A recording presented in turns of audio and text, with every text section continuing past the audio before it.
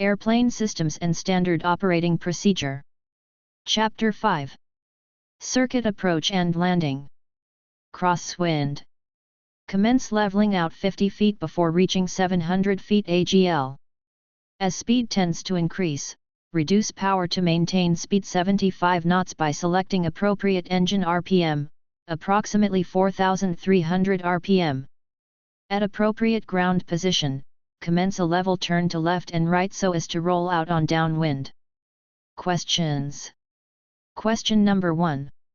When should you commence leveling out during the crosswind leg? A.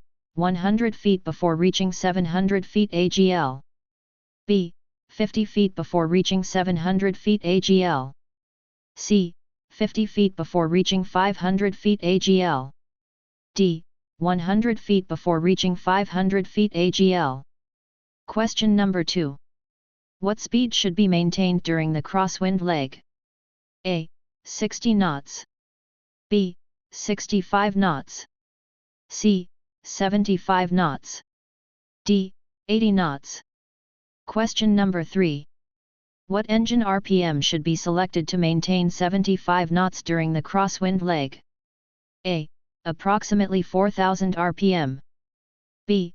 Approximately 4,200 RPM. C. Approximately 4,300 RPM. D. Approximately 4,500 RPM.